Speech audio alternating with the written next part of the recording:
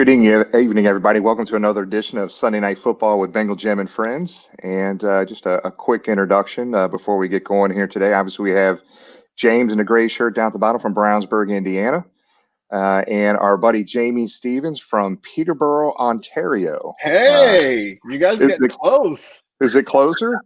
Yeah, that's only a few hours away. Actually, I went to college in Peterborough. Okay.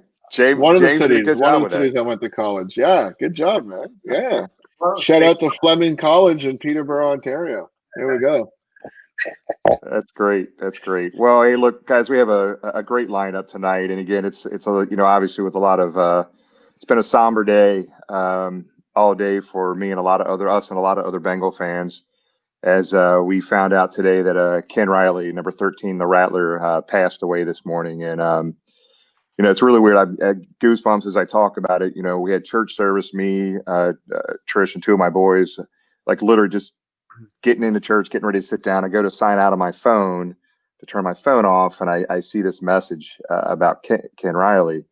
And that's all I thought about through church service was Ken and his family and, the work and effort and everything he did deserving to be in the Hall of Fame. And man, just a really sad day in Bengals land, guys. It's just awful news. Definitely a tough day, tough week with everything that's going on. We appreciate everyone joining us here, and we're obviously going to definitely touch on Ken Riley, what he meant to the Bengals and the organization as the show progresses. And as Jimmy said, we'll keep trucking through it, and we do have a good lineup tonight, and we appreciate everyone joining us. Jamie? Yeah, it's going to be a great show, guys. We got, like James just mentioned, we got some more stuff on the Rattler coming up later in the show, a little bit of a tribute, so I'm looking forward to getting that, and looking forward to talking to our guests. Yep, that's right. Today. Yes, sir.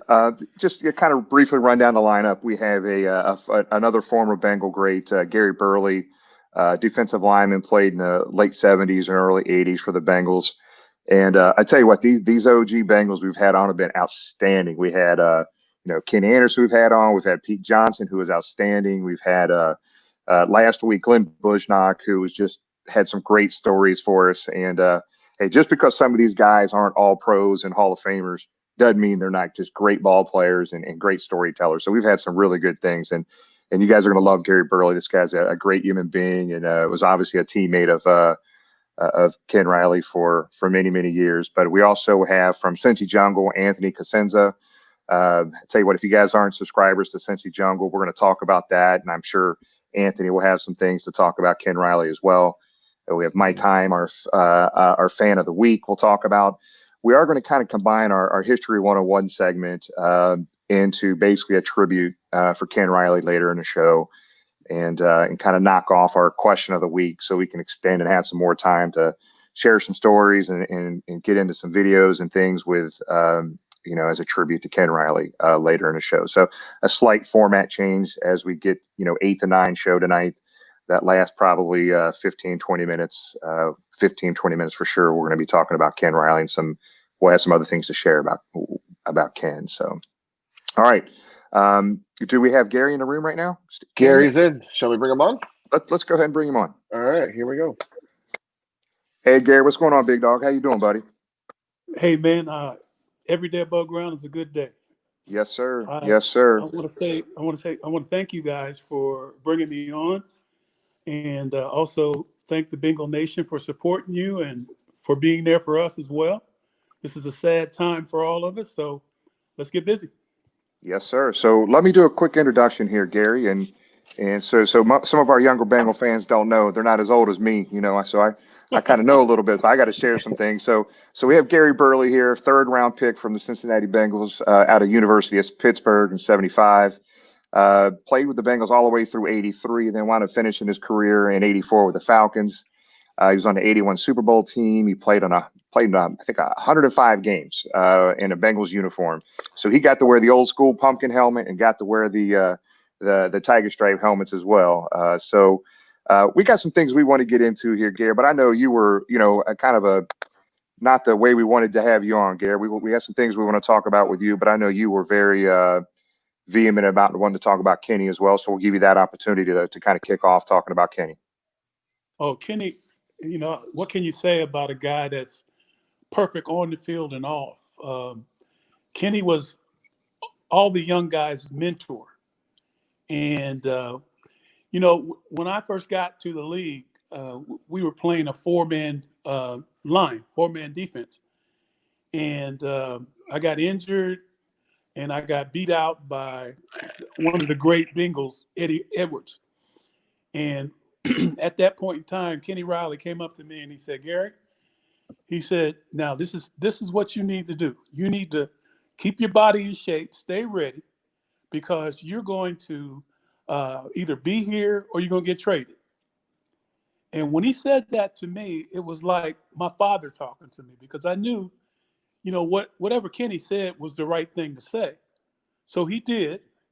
I followed his words and was ready to go at any time the Bengals called me, and stayed there for, another 4 years and then got traded to the Falcons. But Kenny was the guy that held this team together. And, when you think about the All-Pros and the Hall of Famers and all this, how many guys can you count that have 65 interceptions? Not a whole lot of them. So I'm hoping that one day they'll realize that there was a mistake made, and Kenny will be entered in the Hall of Fame. He won't be able to see it down here, but up in heaven, he'll be looking down and saying, finally.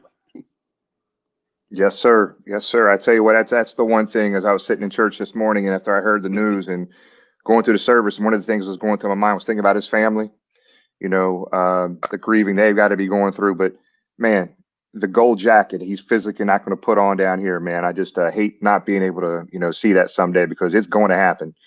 His name, his likeness, his bust needs to be in Hall of Fame. So. Oh, there's no doubt about it. There's no doubt about it. So, guys, let me ask you a quick question. What's going on with the NFL now? I mean, you guys have inside information. What are they talking about as far as camps and the whole 9 yards, that kind of thing? Well, I think this week, Gary, thank you for joining us. I think the one thing NFL was adamant about was, obviously there's different rules and regulations going on in New York as opposed to Ohio or Washington. So the one thing the NFL was steadfast on was not letting just part of the teams into the facility say their states were able to and other areas were not. So I think they've done pretty well through this whole offseason, staying on course, I guess, if there is such a thing, with the draft, and now continuing through the signing periods, and now, the next step of actually getting people back into the facilities. So last week, some key figures started, speaking for the Bengals, and Jimmy, you can probably back me up on this, started funneling into the facility, with I think the majority of them going in this week. And with that said, there's still some limitations. It's not everybody in there that would be if this was a normal offseason per se. So there is some restrictions. But, to the NFL's credit, I guess they wanted everybody to start back on a level playing field. So that's what we're starting to see. There's been some talks about dates being moved around. I think there's some wiggle room with the NFL Players Association. As far as that goes, as far as pads and practices and what's going to happen and things like that. But I guess on a good news, people are starting to funnel back in, starting, last week and then going into this week at a more expanded capacity, which I believe is it 100 or less people? Jimmy, I don't know. Or James? Yeah, I think so. Well, I remember. Sorry, go ahead, Jimmy. No, go ahead. You got it. I was going to say, when they did the schedule release, they were talking about how potentially, if needed, the first 4 weeks of the schedule could move to the last 4 weeks of the schedule if they needed to do something like that when the season starts, if they need to delay the season. So I think that, all things considered, the NFL has done a great job. I think we look to them as, hey, moving forward. I mean, look at baseball now. I mean, baseball had an opportunity to come back and be everybody's hero. And, they're squabbling over who's getting paid what and that. And, they were talking about reopening July 4th, which they say may not happen now. I think there's a lot of frustration with baseball and the amount of strikes they had in the past. And, here again, they had an opportunity to be everybody's hero, and that may not happen because they're, squabbling over money and certainly health, with the virus. There's some concerns over that as well. So, we'll see, but it's exciting, that the NFL is moving on track per se, I guess, if there is such a thing. And hopefully we'll see, the season start on time. I think, what was it? They just released 100 days to the first preseason game. Yeah. First regular season game. Yeah. Regular season. Yeah. Yeah. So that's, on track, Gary, and hopefully that'll continue. But I have a question for you, Gary. Growing up in Columbus, Ohio, were you a Browns, Bengals fan? What was it like when you got the call from Cincinnati? Well, I had always been a Browns fan.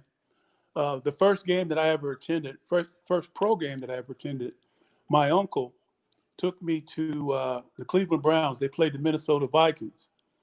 And I watched the Purple People Eater defense make every play the first quarter.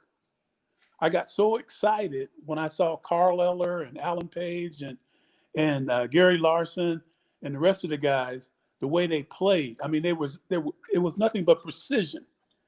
They were sacking the quarterback. They were making the tackles. I mean, they just played perfect. And I told my uncle at that time, I think I was 13 years old. I told my uncle, I said, this is what I want to do for a living. And he said, well, you know what you got to do? You got to go to college. You got to do this. You got to do that. And I said, whatever I got to do what they're doing, that's what I'm going to do. So to make a long story short, I wasn't exactly a Cleveland fan, but that's all we had to watch at those times. And I went on to, as an unrecruited athlete, I went on to junior college in Texas. And it was amazing because I went down there and I began my opening to be a 4-year All-American. Now imagine coming from a non-recruited athlete to a 4-year All-American. And we had it was a great ride, but we had a party once, and there was a couple of guys that mentored me through high school, and that was Jack Tatum and John Hicks, 2 Ohio State football players that went on to play in the pros. And after beating them in a foot race, they asked me where was I going to college, and I told them Westinghouse. And they thought I was talking about Westinghouse College, but I was talking about Westinghouse appliance manufacturers, because my father told me if I didn't go to college, I was going to work. But anyway, make a long story short, I ended up going to junior college, becoming a 2-year All-American, and recruited by over 50 schools after that. So that's awesome. So Neil Cozy, remember Neil Cozy from Ohio State? You guys are probably too young to remember us at that time, but I know you remember Walter Payton. Yeah, of course. We were all very close. We met at some all-star games and this and that, and it was moving into the draft. So we were back in those days. Now, remember, we didn't have cell phones and all that stuff. So we were calling each other on the phones to find out, have you got drafted yet? Have you got drafted yet? And we were waiting. Back in those days, there were 16 rounds. And the first person to get the call was Walter. He went in the first round. And he called me and told me, yeah, they got me. I'm done. Then Neil called me and said, okay, I'm drafted. I'm done. And they said, you heard anything yet? I said, not yet. And then right after they called me, the second round happened, and then the third round, and I got this call from Cincinnati. And, I was like, you got to be kidding me. 100 miles from my house? My parents would be able to come and see me play. And from that day on, man, it was just like, okay, Gary, get in shape, get ready to play, get ready to have the same successes that you had in college in the pros, because, you never know. So I ended up coming to Cincinnati and meeting Paul Brown for the first time. And Coach was an amazing man. I tell you, he stopped me in the hall and he called me the Pittsburgh Flash. And he goes, we're drafting you in the third. We drafted you in the third round, and I want to see if you're worthy of that third round choice. I said, well, Coach, I hear what you're saying, but you should have drafted me in the first round. But that's okay. I'm here now, and I'll prove you wrong. And and it great. went on as that, and that's it. That's And that's funny. exactly the way it happened. So the Pittsburgh to me- Flash, we got the Pittsburgh Flash on. Oh my God, he was so. You know, I don't know if you guys knew this about Paul Brown, or if you're even old enough to remember him, but I'll tell you a funny story real quick about Paul. We had played several years, and then we were going on strike. So the union comes in, and they're holding this big strike meeting. Everybody's cheering about the strike, and everybody. Paul had us all sitting in assigned seats, so he knew where everybody was. So anyway, the union leader is standing in Paul's behind his space where he talked to us every day. So all of a sudden we're cheering, we're rah-rah and getting excited about the strike and all this kind of stuff. And the door opens very slowly and you can hear it creaking. and at that time, PB walks through the door and he looks to his left and he looks to his right. Now, keep in mind, he knows where everybody's sitting and we're trying to hide our faces in this meeting. So he walks up to the podium where the union leader, NFLPA guy, is talking, and he gives him a hand movement, which means get out of my way. So Paul walks up to the behind the podium, and looks around the room, and as I mentioned before, everybody's ducking their heads and holding their hands up to their faces like he doesn't know who you are, So Paul says two words. He says, "Somebody's parked in my parking space. Move it right now." And then he turns and walks out. The union leader has to run out and move the car, and the meeting is over right at that point in time. Oh, That's man. how strong Paul Brown was. Man, it is so funny hearing every week we got on a former Bengal and the Paul Brown stories that come out that I've never heard before. This one is Yeah. great. That's another good one. So Gary, I've got a couple quick videos here. Okay. I gave you a heads up on a couple of them. I didn't want to surprise you, but this one I didn't tell you about. It's a good one. Okay, so in 1978, you had a safety, and I think we had that video up here. We're going to play this video. Okay. No. But the Gold Rushers were also without a victory, and not without merit.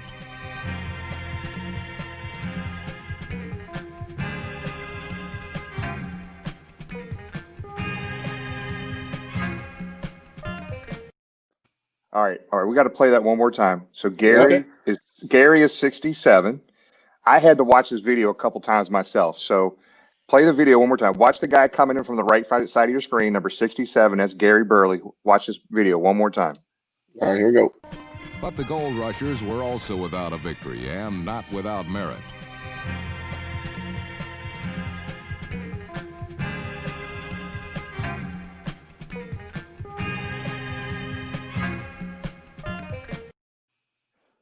Gary, Wow. that should have been a touchdown. It was in your hands. What happened? Guys, you brought up something that I've never seen before. Really? I don't remember that at all. Well, Would you you got send me proof. that link? Yeah, I'll send it to you. Yeah, I'll we send sent it to you. Sure, yeah. Oh, thank you. You remember that play though? Do you remember that play at all? 1970. That's a long time I do ago. not. There were All so right. many great plays and great teammates, and I mean, I should remember that. But guys, remember, I'm 67 years old. That's one play from the 78 season. There's no way I would remember all these things either. But it's funny.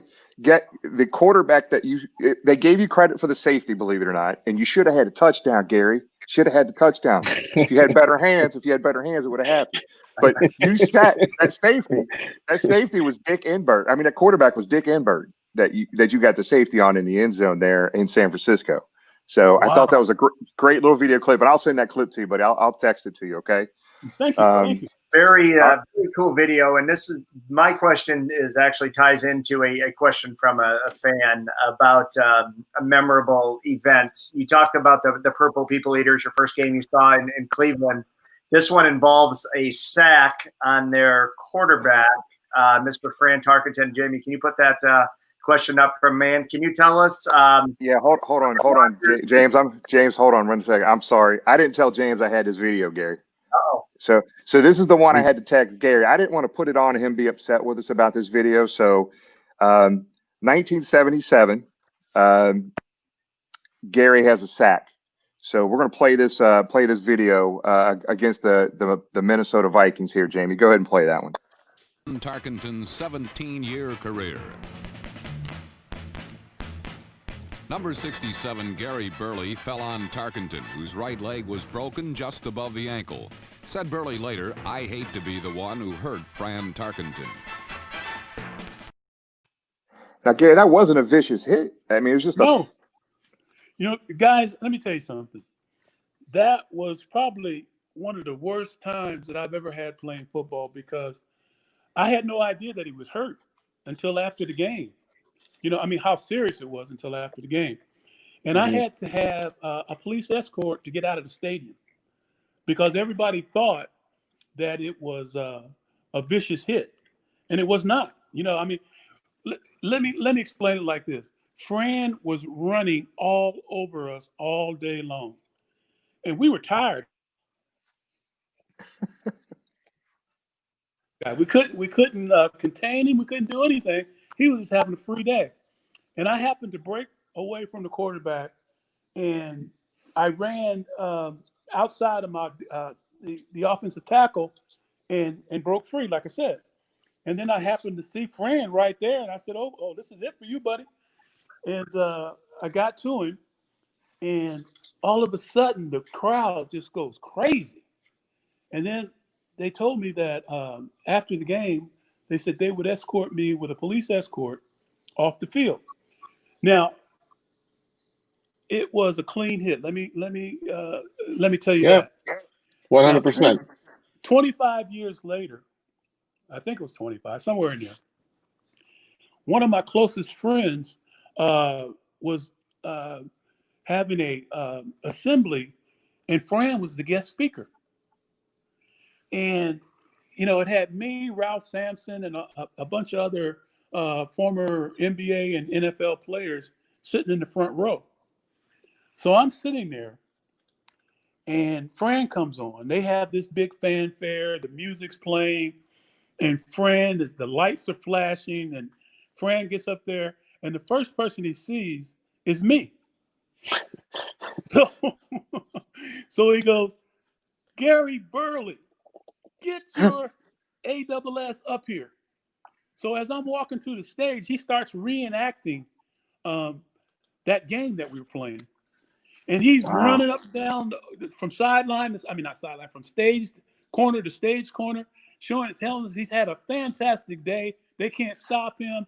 And all of a sudden, he sees this shadow that he can't shake the shadow. He turns left, he turns right, he reverses, and the shadow just gets closer and closer and closer. That shadow was me. And I hit him, and I didn't think anything else of it. It's just another quarterback sack. And he stood up after that, and he told the crowd, he says, "I can't imagine what he went through all these years with the people thinking that he did a dirty hit. Let me tell you right now, Gary did a clean hit. There was no celebration afterwards. He just hit me and went on about his business, went back to his huddle." And that's the true story. Gary, that is an awesome story. Another story that fans need to hear. That's why we got you on here, man. That's a great story, man. And yeah, that hit, very obvious in that video. There was nothing malicious about it at all. You just got up and walked back to the defensive huddle. But thanks for sharing that story, letting us talk about that with you, Gary. Not a problem. Not a problem at all. All right. guys. All right. So I got another video. Then we got a bunch of fan stuff that our viewers want to ask some questions. But I probably overdid it with the videos, Gary. But we're gonna play one more video. Okay. The thing I gotta tell people, and again, I was too young for this, but I got a real good friend of mine who remembers all this stuff. He said in the late 70s, in the north end zone at Old Riverfront Stadium, there used to be this giant banner, and the banner was a banner of Spider-Man shooting a web. It was a giant web, and in that web there were 4 players' names. You had Whitley, Edwards, Browner, and Burley. The Correct. Bengals web. So here's a video for you, Gary. Okay. The cornerstone of the Bengal defense was the defensive line, which was a fine blend of experience and youthful exuberance. The pass rush poured in on opposition quarterbacks from all sides, with experienced hands like defensive ends Ken Johnson, number 80, and 10-year veteran Coy Bacon, number 79.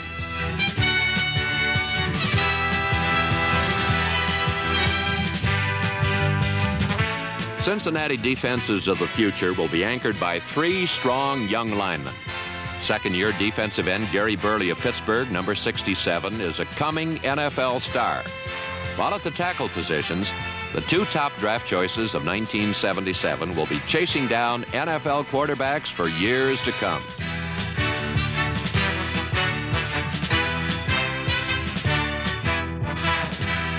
Although they were only rookies in '77, it was tough to fool number 73, Eddie Edwards, and number 75, Wilson Whitley.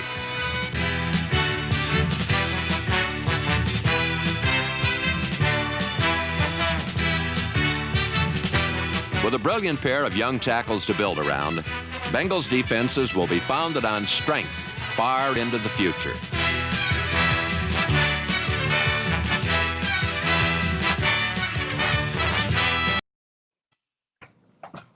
So, Gary, I hope Wow. you were able to see that video. I did, man. It's brought back so many memories. Yeah, the late 70s, man, the strength in that Bengals team was that defensive line was so good. And talk about some of those guys you played on the line with, like Whitley and Edwards and Browner. Talk about some of those guys. Well, guys, I got to tell you about Coy Bacon first. Oh, yeah. Coy was our mentor as well as Kenny Riley.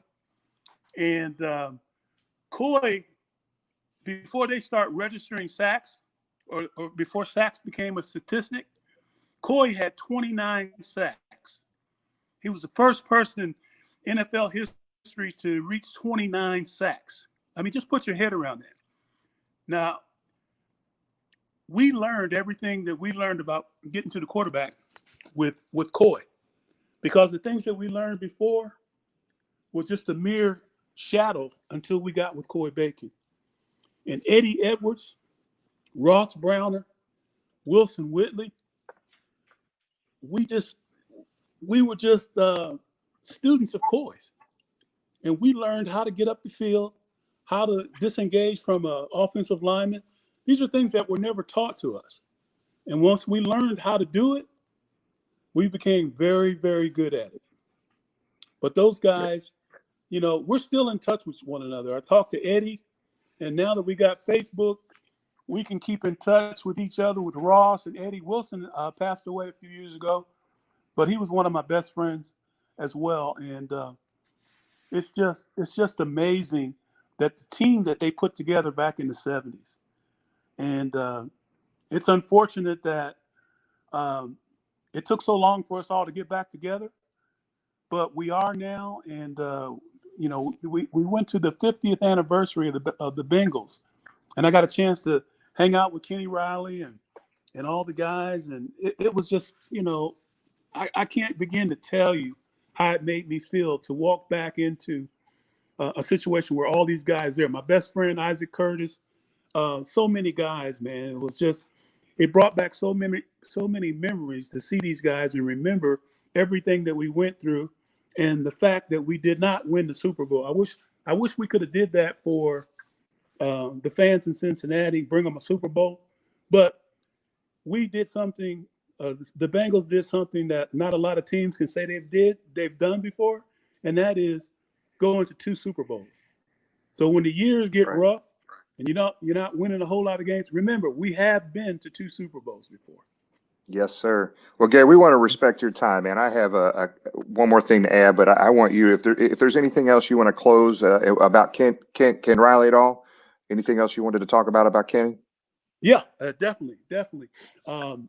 You know, my coach Forrest Gregg passed away last year, and Jimmy LeClaire and one of my best friends, Chris Dolman.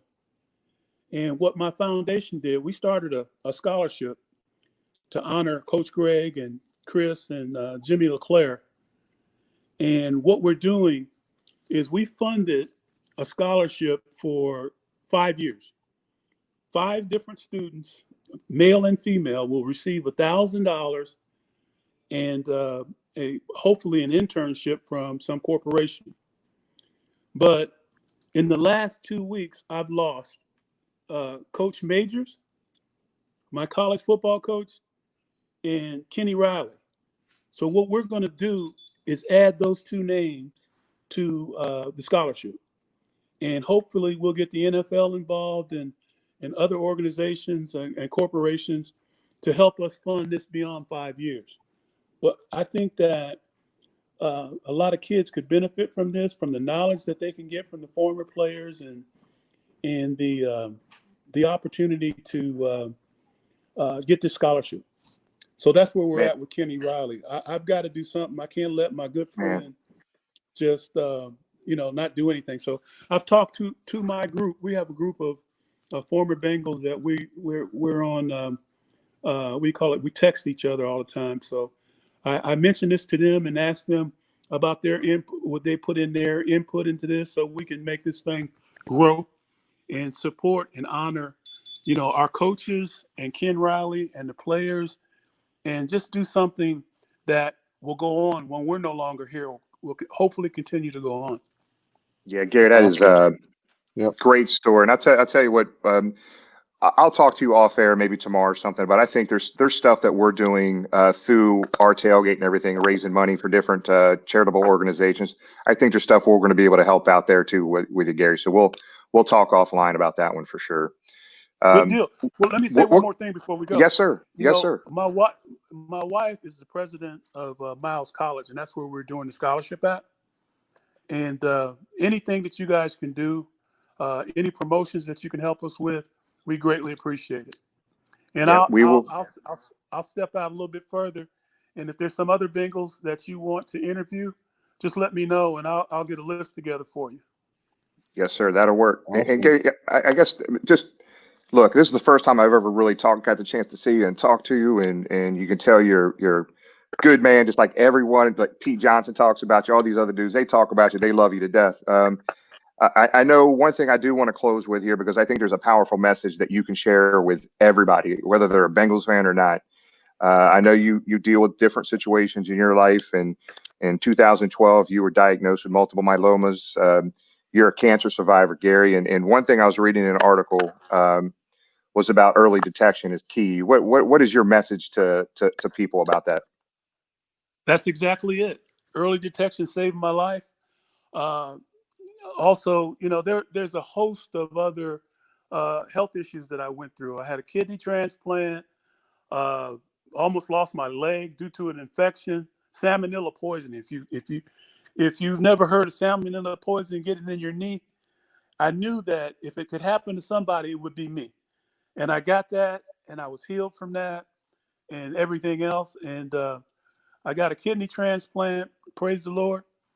And the media, members of the media helped me get that. And I want to thank you guys, even though you didn't know about it at the time, but the media is a powerful tool that can help so many different situations. And I appreciate Paul Feinbaum and Sherry Jackson here in Birmingham and all the other radio and television stations. But to answer your question, my message is a lot of people have pains and aches and they don't go to a doctor. But you have to go at least once a year to get your creatinine levels checked. And that is a part of your kidney function. And if it's too high, that lets you know that you have a future of potential kidney issues. And you got to have that once a year thing. And as far as cancer goes, you know about that, guys. You know what it can do. And if you wait till too late, there's no telling what can happen. So early detection saved my life several times. And I want that same thing to happen to you guys. Not saying that you're going to die anytime soon, but I'm just saying, in order to protect yourself, early detection is a good tool to use. Yep. Well, Gary, it means a lot. We appreciate your time today, buddy. It means a lot. And thanks again so much. God bless. And And let's keep Ken Ryan and his family in our prayers. Thank you so much, man. Take care. Thank you, All Gary. right. Thanks for your time, Gary. We'll Cheers. see you. Wow. Man. So to hear a Bengal player who's not a Hall of Fame player, not an All-Pro player, man, the stories there are pretty powerful, man. And that's why I love having these guys on. Yeah, it's my favorite part of doing the show is we get to hear all these stories that we like. You don't read about that kind of stuff, right? You don't read about these things happen in the locker room behind the scenes. And the other aspect of what we do is the charitable thing at Bengal Gyms, and as part of the show, we're kind of in the infancy stages with the show. We did a lot with the Ken Anderson Alliance on draft night for helping them, and we want to thank all the people out there that have that are watching, that have donated, those that have donated at the tailgates. Certainly we don't make any money off any of this. We do this for the love of football, the friendships that are made, for the love of the Bengals organization, but all of us enjoy giving back. So we look forward to helping Gary and his charity, just as we enjoyed helping Kenny and Icky and the high schools in Cincinnati and everything else that we've done. We like to cheer on our team and have a good time, but there certainly is a serious aspect to what we do, and giving back is a big portion of that. So we want to thank all the fans who have donated and chipped in for the various organizations. Absolutely. So we're a few minutes behind here. Let's go ahead and pull on Anthony. If he's in the room right now. Anthony, what's going on, big dog? How you doing, buddy? Hey guys, can you hear me okay? Yes, Yeah, we hear you great. Yep. Hey man, sorry, you got the koozie, man. Got the koozie with the orange and black beer here. I've been waiting, but I enjoyed hearing Gary Burley on your show there. That was excellent. Thanks for having me on tonight, guys. Yeah, great. Yeah, man, great having you on, buddy. I know James and I had a beer with you out in Seattle this past year. Had a good time with you. It was a good, great game until the end. Then we should have pulled that damn thing out, but it was a good time all in all. But talk about what you're doing with Cincy Jungle. I'll tell you, it is, for the fans out there that don't know, there's different people that go on different social media platforms, right? I think we're kind of on all of them as well. But man, you guys got like over 80,000 followers on Facebook, 24,000 on Twitter, a big following on Instagram. I think you guys are the number one resource for Bengal fans online, period, bar none. So talk about what you guys are doing. First of all, I want two things, really. Talk about you, because I know you're a Bengals fan, but also talk about what you're doing with SB Nation Bengal Sports Blog.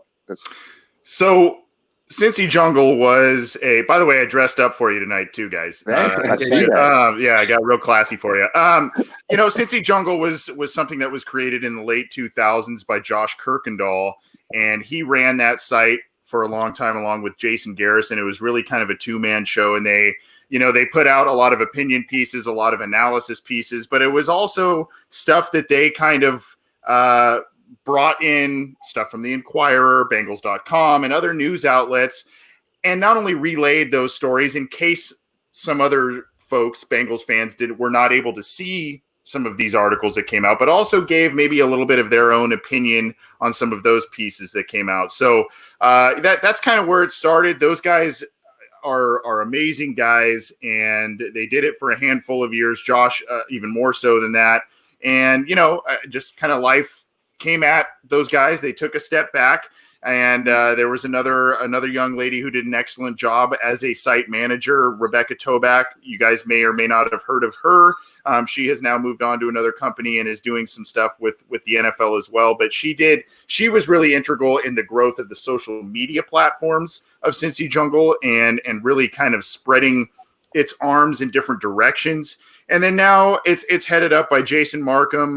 John Sheeran is another guy. I'm one of the managing editors. I have taken a little bit of a step back because of some state laws where I live in California in terms of contributor status, but I still do the podcasting side. I do a little bit of the writing side and have done so since 2011. So I've been there for a while. It's really a great site. And it, like I said, it is kind of, we do some posts that do kind of a news link dump, if you will. I guess it's not a great way to put it, but it kind of gives, hey, these are all kinds of different articles from a lot of great people that cover the Bengals.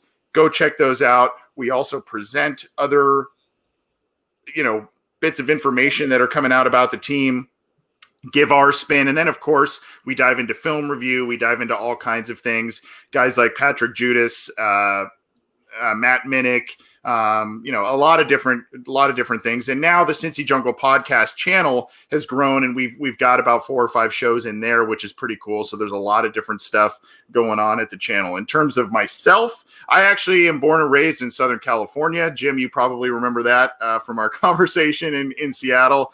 My older brother was a fan in the 1980s. When the Bengals actually made a couple of Super Bowls. So it was really interesting hearing Gary Burley talk about some of these players he played with, et cetera. But, obviously I kind of, given my age, I was more into the 1988 team and beyond. And then from there, kind of spun my fandom into writing and podcasting, which has been kind of cool. Obviously taking my lumps as a Bengals fan in Southern California in terms of a lot of chatter, but that's kind of my background a little bit as it goes with the Bengals. That's also, I know, Jamie, before we got on air today, we were talking offline. Jamie was talking about a few things about some of your feeds. What were you talking about earlier, Jamie? No, I just say I'm a huge, I think a lot of us people watching are huge fans of what you guys do. Thank I know you. It's funny because I'm not from Cincinnati. I'm in Ontario, Canada.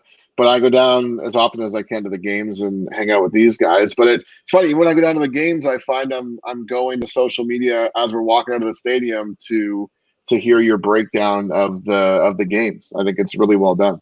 Oh, I appreciate that. I always say, and I genuinely mean it. I'm flattered that people care what I say or what I write or what I podcast about. I kind of try and be as genuine as possible in terms of what I do on our podcast and what I write. Sometimes it isn't to everybody's taste, because sometimes I do inject a bit of opinion in terms of what I feel about the Bengals. And God bless you guys. God bless Bengals captain and all those guys, because you guys are so positive. And sometimes for me, I'm a little bit of I could be negative sometimes about the Bengals. I've watched them for a lot of years. So, but I'm just flattered that people listen to what I do and what we do at the website and what we write there. I will say, pretty much everyone there are part-time guys, but put in full-time hours. So it's really a labor of love, and to hear that people like what we're doing is pretty awesome. Yeah, that's funny. That's what I was getting ready to talk about. I mean, you have a full-time job and you're doing this, so the amount of time, we're just doing this Sunday Night Football with Bengal Jim and Friends once a week, but there's a lot of time that gets put into just this little segment for an hour, and all the time and work you guys put in, it shows, and we appreciate it, Anthony. Well, I'm flattered that you would say that, and I genuinely mean that. There is a lot of work kind of behind the scenes, as you guys probably know, putting together things, finding guests, and doing all of that. But I know all of you guys do great work here, and what you're building here is awesome. And you guys are great guys. I had the pleasure of meeting a couple of you in Seattle, and we do this for the passion, right? I mean, that's really kind of what it's about. So I appreciate the compliment. I think that passion too allows you to be a little negative sometimes. I think that's, no, really. I mean, that's Luke was just saying in the chat, love me some Cincy Jungle. They always have the right info to share with Bengal Nation. I enjoy listening to Anthony, always a fair and honest perspective. Well, right. I think that's what we want to hear. Right. Go ahead, James. And it's funny, Anthony, that again, I'm there. In my opinion, you can be, there's negative and positive, and we get to choose the direction we want to go, period. Nobody controls that. Yeah. But there is also a segment of all fan bases that are going to be, if you say anything negative at all, that, Joe Mixon had a bad game, all of a sudden you're too negative, Anthony.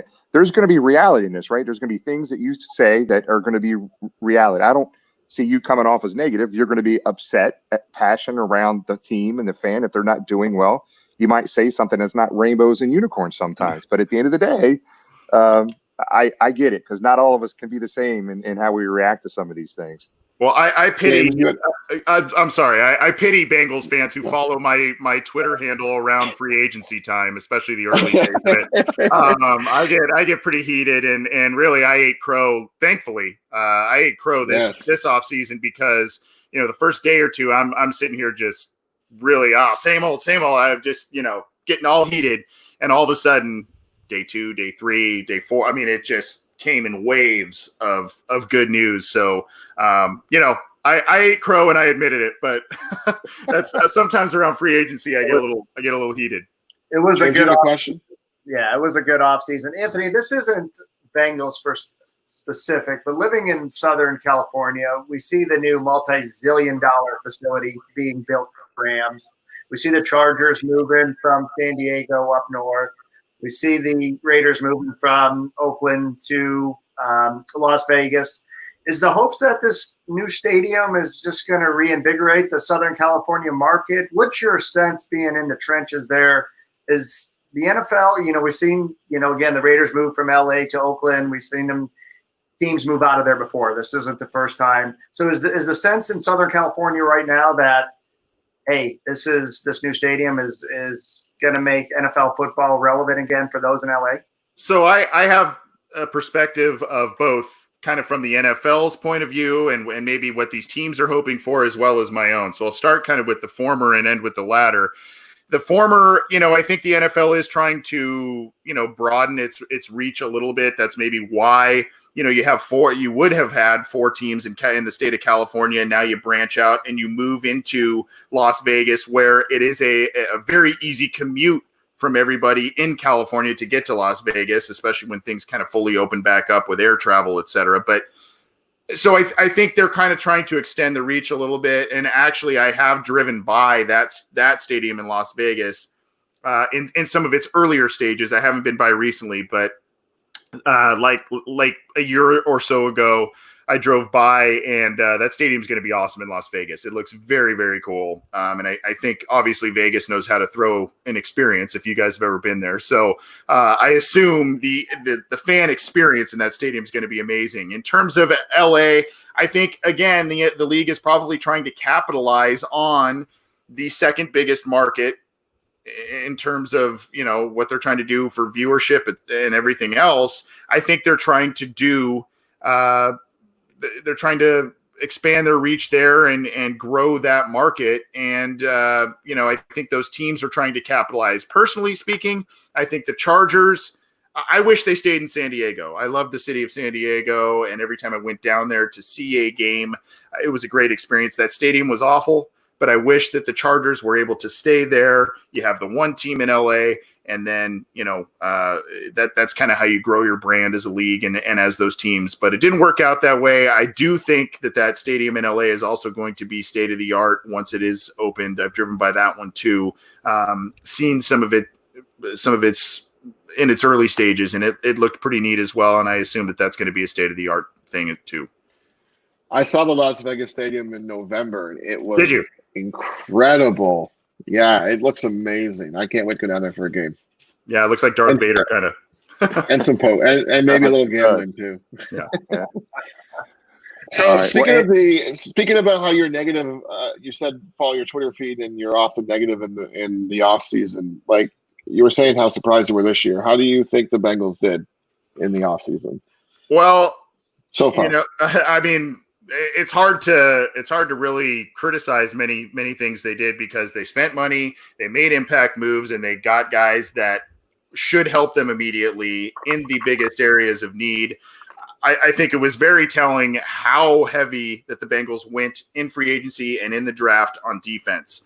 I think they're all in on trying to stop Lamar Jackson and trying to really kind of beef up that unit. That unit got beat up last year in a lot of different areas and position groups. So I think they're really trying to, bolster those areas. So if guys do go down, they've got capable guys coming in 2-3 players deep at certain positions. So, I think DJ Reader was an amazing acquisition. There's pros and cons with Trey Waynes, but I still think that's probably going to be at least a marginal upgrade over Dre Kirkpatrick.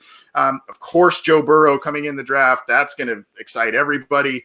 I really like the addition of T. Higgins. Probably would have liked Michael Pittman Jr. personally a little bit more, but I like T. Higgins and what he brings to the team and his skill set. And what the Bengals can do now on offense is they have size and they have catch radius at a number of different areas. So if they had struggles previously in the red zone scoring touchdowns instead of field goals, there really isn't an excuse for that, at least from a passing game standpoint. So Anthony, I don't know where people are saying you're negative, dude. That sounds all positive, good news to me, bro. Well, I'm positive right now. Yeah. If you look back in February or maybe December of last year, it might have been a different story. Jimmy, you have to tune in after a loss. Tune in after a loss. It's a little I saw it. It's all good. There was a lot of those last year. One last question, Anthony, before we let you go. What your schedule, or excuse me, your record prediction for the upcoming year? Great question. Oh boy, loaded one right there. I know. I really actually have them in the 7 to 9 win range. Realistically speaking, I think their schedule has the back end, and I think parts of the front end could be a little tough. I think there's some spots in the middle where they can kind of get their feet under them, grow as a young team with a lot of new faces, and get on a little run. I think optimistically, I could look at like a 2003 type of season where you start a little slow and then you start to grow as a team. Your coach gets more experience, your young quarterback gets more experience, and all of a sudden you kind of see some momentum. Maybe you finish 8-8, not make the playoffs, but you're feeling pretty good about what's ahead in the next year or two. I wish I could say I'm all in on wild card berth right away this year. It could happen, especially if things fall the right way and this team stays healthy. But I think, if we do temper expectations a little bit, I think 7 or 8 wins is definitely obtainable. Damn it. There we go. I know. Better than last year, man. Better than last year. No, I feel you, Anthony. You're right. There's multiple new pieces to the team on both sides of the ball. You got a rookie quarterback. There's a lot of different things, a lot of question marks still, but I'm with you. I do feel, and I think we all do feel comfortable that the team is moving in the right direction with everything that's been going on this past offseason. So most definitely. Brother, it means a lot. And when you get in town, we got some breweries got to hit with you. I got to buy you some beers. All right. So if you get in town, just let us know. Let's do it. I'm trying. Depending again on what happens with how they're going to let fans into games and everything. But I was hoping and maybe planning on coming to week 1 against the Chargers. So if I do, I would love to meet up with all of you, your listeners, and hang out with a bunch of people. And you guys can show me the ropes. I've only been to Cincinnati a couple of times specifically for Bengals games. So I need people to show me the ropes. You got it, bro. We'll take care of it. It means a lot. Stay safe out there, buddy. Thank you. All right. Thank you, guys. Appreciate you having me on. Thanks, Anthony. Cheers. And guys, for people that are watching this and then watching the replay, if for any reason you haven't checked out Cincy Jungle, you never heard of it for some reason, make sure you get on there. It's awesome. It's great. Definitely awesome. Good stuff. We're going long again tonight, but that's great. 2 great guests, and we have an exciting fan of the week. And before we kick off the fan of the week, I think we have a video that shows just how diehard this fan of the week is. Some ambitious Bengals fans come up with a unique way to help the team break its 25-year drought in the playoffs. They organized a 25-mile legacy walk that winds through Kentucky and then ends up at Paul Brown Stadium in time for the game. So they want you to join them. Local 12's Joe Webb took a walk with them today.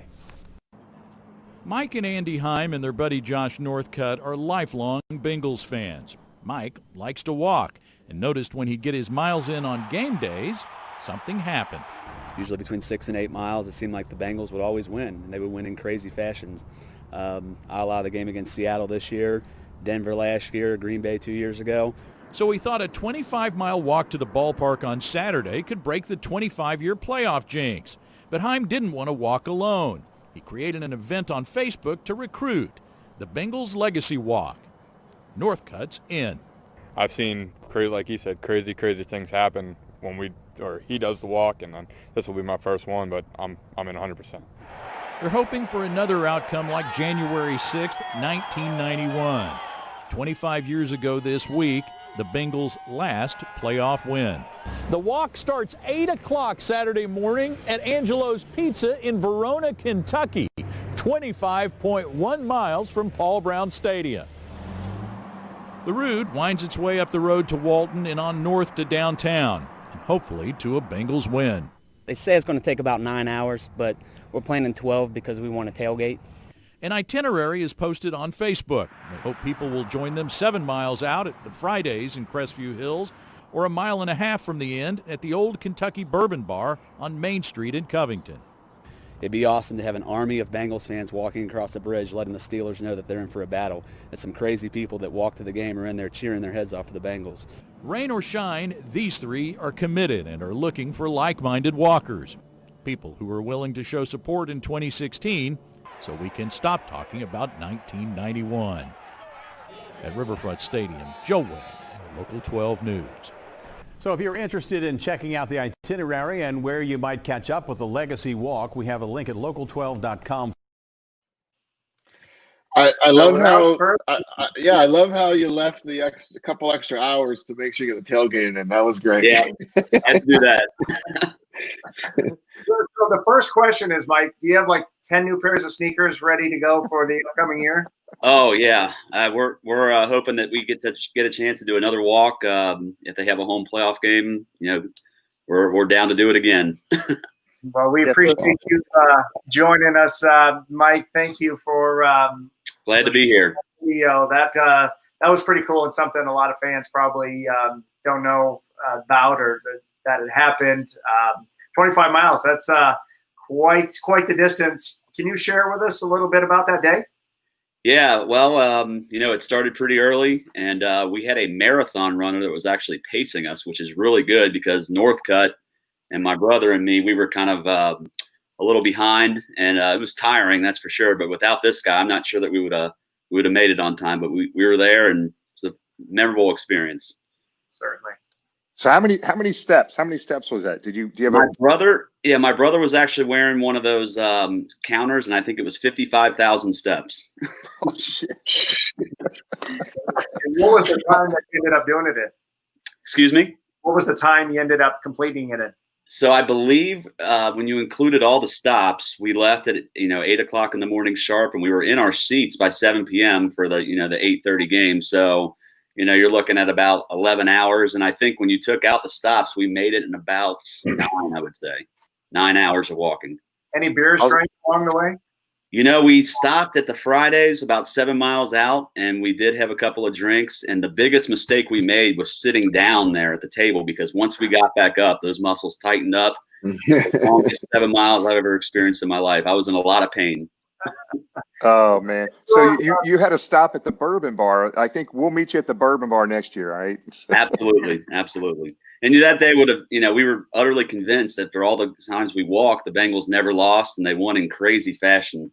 We were talking about the Green Bay game in 2013, the Monday night game against Peyton Manning and the Broncos, the Seahawks game where they had the crazy comeback, the game when Nugent kicked that field goal and they said the earth tilted on or something like that. So the way that game unfolded, we thought it was just going to be, par for the course, just another crazy Bengals win. And then the way it ended was very deflating.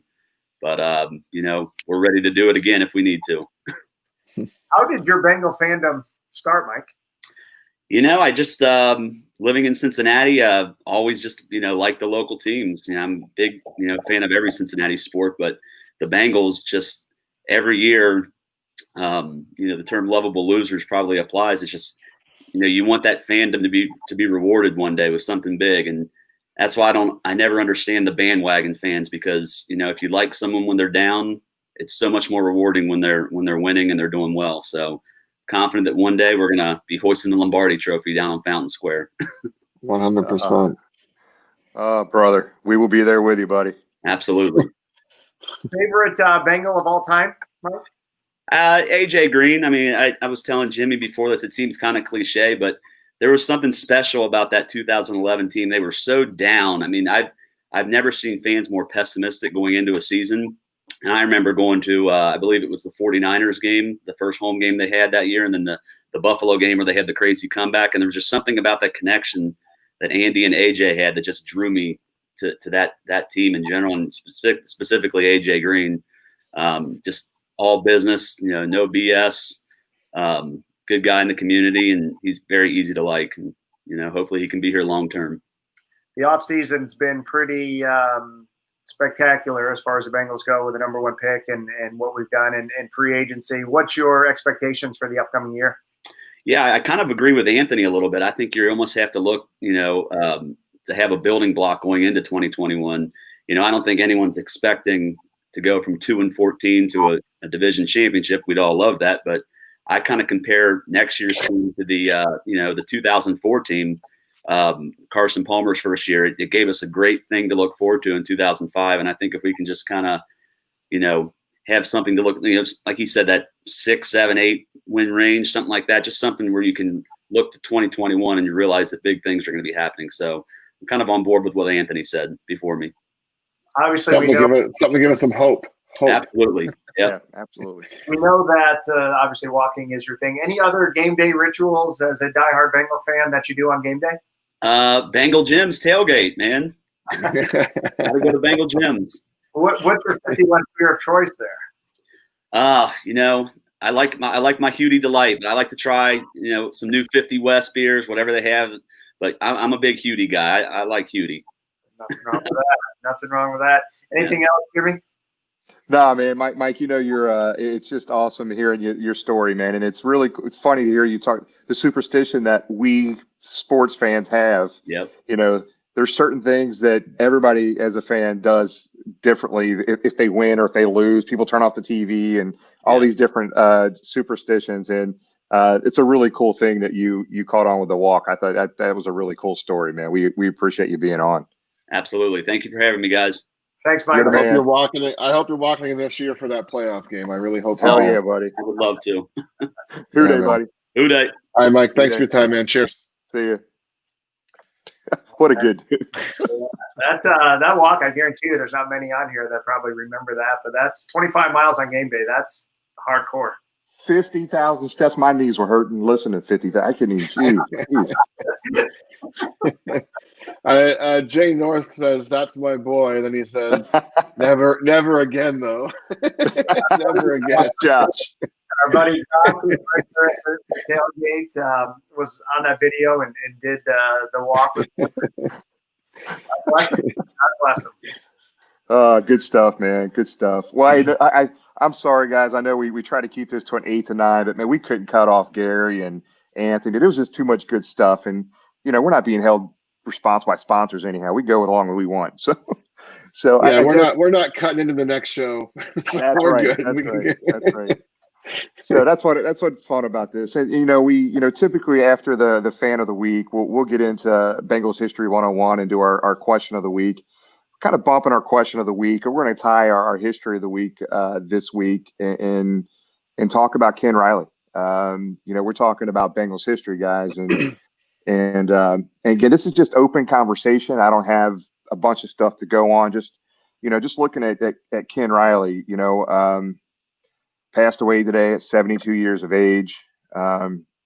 Drafted in the 6th round in 1969 out of Florida A&M.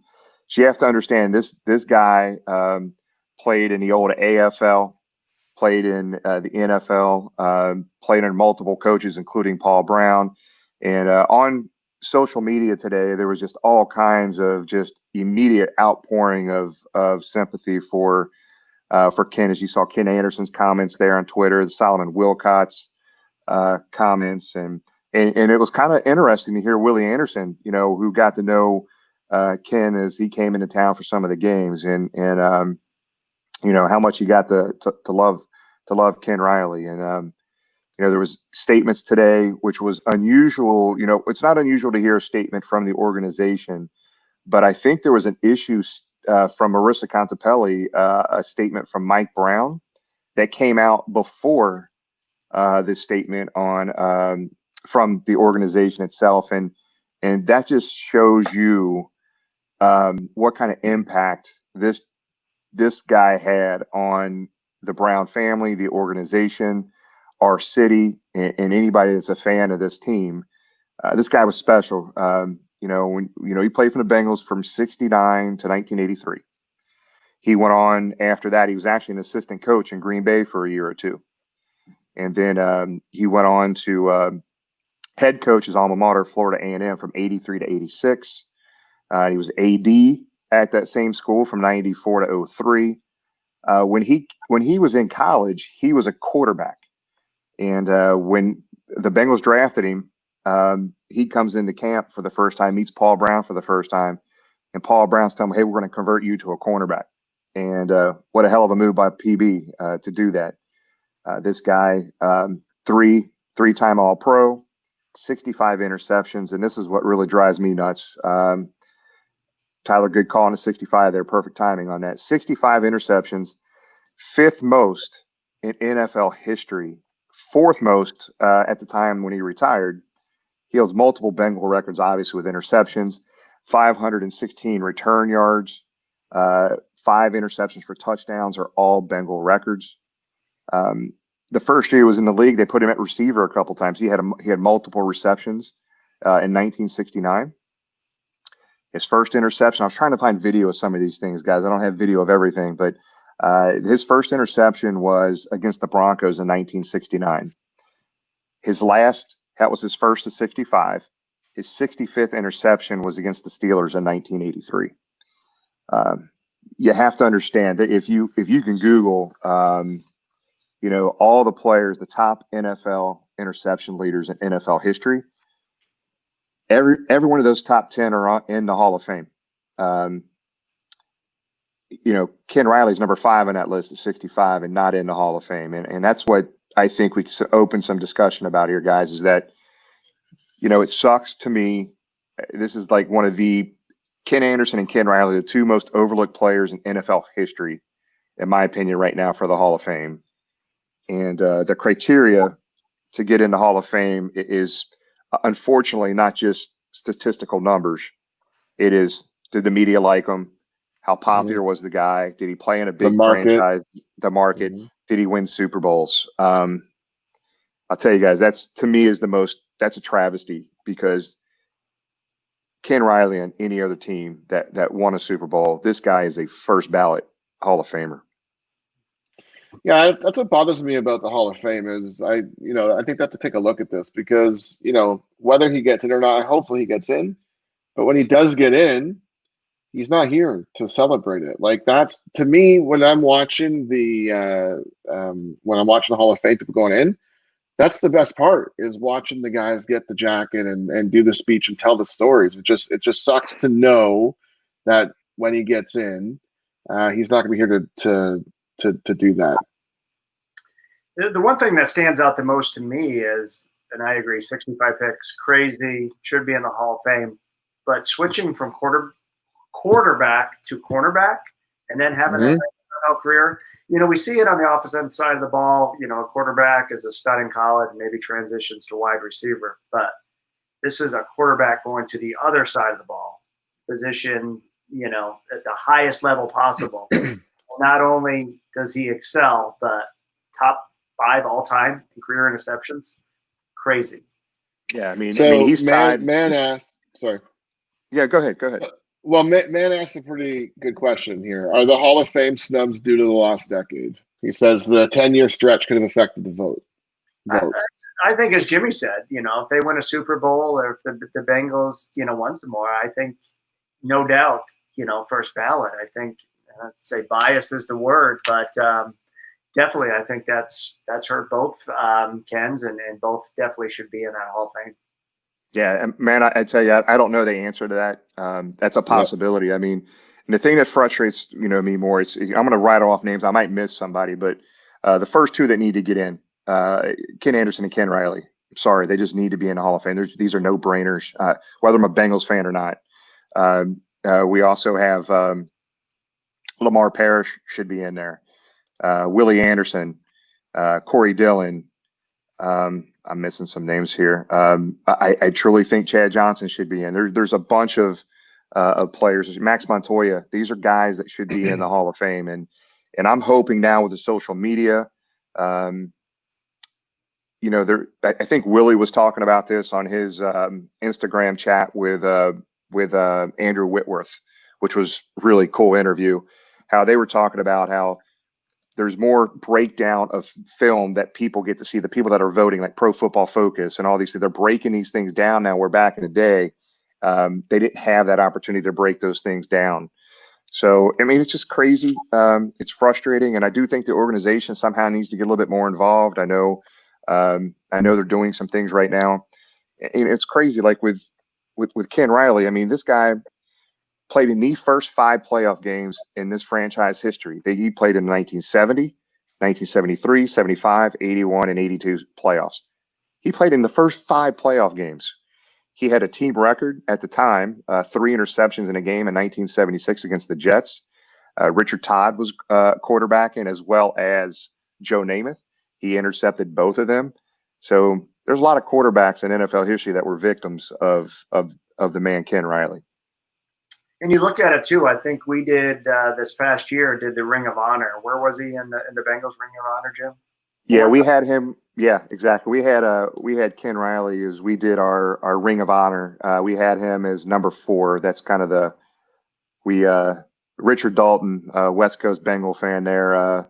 We did what a Ring of Honor would actually look like. It's going to happen at Paul Brown Stadium, guys. I'm telling you, it's going to happen. And Ken Riley's name will absolutely be on that wall. And I'm hoping that the Pro Football Hall of Fame and gets their stuff together and gets the people that should be in there. It's not a damn popularity contest. It's not how this is supposed to work. And I think the two Kens were talking about how they represented the game. High character guys, obviously what they did on the field speaks for themselves. But these guys were great off the field as well, and obviously continue to be.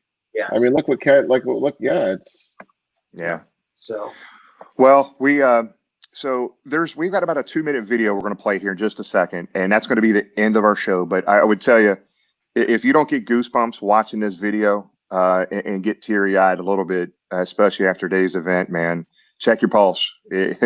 This video is an awesome video. I didn't do this video. I had the clip. I don't know who. Somebody gave me the clip. I'm not sure who actually did this, but it's a ridiculously awesome clip, and it's a tribute to Ken Riley. But before we get off, let's talk about a few things as we prepare for next week. I am going to be out of town next week, so I'll be doing this show remotely. We've got a couple guests kind of lined up. I got to firm those up for us right now. So show again next week. We'll get back to some giveaways that we'll be doing as well next week. And just closing statements from Jamie and James before we get to the tribute. We had Greg Cook on last week talking in our History 101 session and talking about Cook Sporting Goods. Now the Bengals Pro Shop opened back up this past week, if I'm not mistaken, right, Jimmy? So if you're in town, definitely stop by both of those. If you're by the stadium, Bengals Pro Shop is open, and take a block and a half north and stop by Cook's. And again, we hope everybody's doing well. We appreciate everyone joining us. And I say this every week: comments, suggestions, anything we can do to make this better, please let us know. Send those in to us. We appreciate the fans looking out. And also, too, I guess I'm probably stepping out in front here, but we'll share Gary's information for his charity on our social media contacts. Everybody's been so gracious in donating to all the charities that we support. So we'll be sharing the information about Gary's coming up throughout the week. If anybody can pitch in for what Gary's doing, in the names of some great friends that he lost, Johnny Majors and Ken Riley this week. We appreciate all you guys, the fans and listeners do for the charities. Yeah, I just want to shout out the fans as well. I mean, it's great seeing all the comments that come in during the show. A lot of people have some great questions. I'm loving these old Bengals players coming on and telling these behind the scenes stories, stuff that we're not going to hear anywhere else. So shout out to everyone that's been enjoying this. And like James said and Jimmy said before, this truly is by the fans for the fans. So I mean, this show is your show, guys. So any feedback that you have, good or bad, you can be negative like Anthony and give us some feedback. Be brutally honest. We'll take it. I mean, we're having fun doing this. We're texting back and forth all week with different ideas and different things we want to talk about. So it's a lot of fun. A lot of fun. Another update. And I'm looking forward also to see what city you guys think I'm from next week too. This would be great. That's always one of my favorite parts. We got you closer this week, didn't we? Yeah, you're really close to home. I'm impressed. Well, last week we talked about our Bengal Jim Sunday night football with Bengal Jim and Friends tailgate store almost up and running. We're real close to getting that up and running. I would guess, I'm hoping that it's probably up and running before next Sunday show, but check social media. If not, we'll talk about it again next week. Now, in closing, again, real quick, my final comments, and then after my comments, we're going to go to a 2-minute video. And please stay on to watch that video. It's just awesome. Whoever did it just an outstanding job. And not to get too sobby here, but guys, look, none of us that are on this show right now, either watching or listening or anybody, nobody's guaranteed tomorrow. Nobody. And I will tell you, this thing puts a few things in perspective, right? I mean, you've got, somebody always has it worse than you do. You've got your friends, your family, your health. You woke up this morning. It's a damn good day. And it just puts, hearing the news about Kenny, Ken Riley just puts things in perspective for me. Hope you hug your family, your husband, your wife, your kids, your grandma, grandpa's, aunts and uncles. You see them, give them a hug. You just never know when the last time you're going to see them and what that's going to be. So we'd like to close with this 2-minute little tribute to Ken Riley. We appreciate everybody. God bless. Take care. And Who Day. We'll see you next week.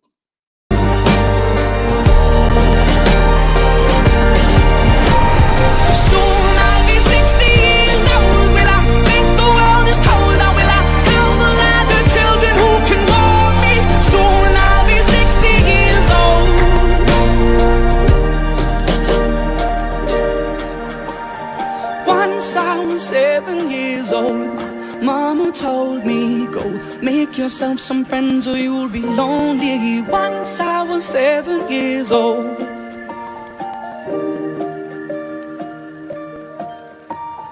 Once I was 7 years old. After 15 years, the Rattler was retiring, and the Bengals' last home game was dedicated to him. Ken Riley joined the Bengals in 1969 and made an immediate impact on NFL receivers. Riley is fourth on the NFL's all-time interception list with 65, and throughout his career, he has taken on some of the best receivers in NFL history, not only on the field, but on paper. I used to keep a little book, Lamar Parrish and myself. We used to study a lot of film. I used to study Willie Brown, Emmett Thomas, and some of the guys who were, all pros at the time early in my career. And I used to jot down information on the receivers that beat me, what moves they used to beat me, and I did it so that if I played them again, that I would make the same mistake twice. So 15 years later, Ken Riley found himself wearing stripes, while his opponents found themselves seeing stars.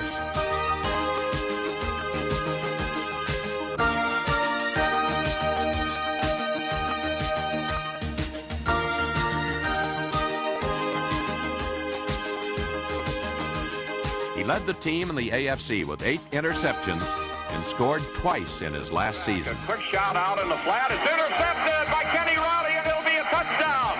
Down to the 10-5 touchdown. Kenny Riley picked off Jack Thompson's first pass out in the left flat. Ken Riley is a classic performer who will be sorely missed in Cincinnati.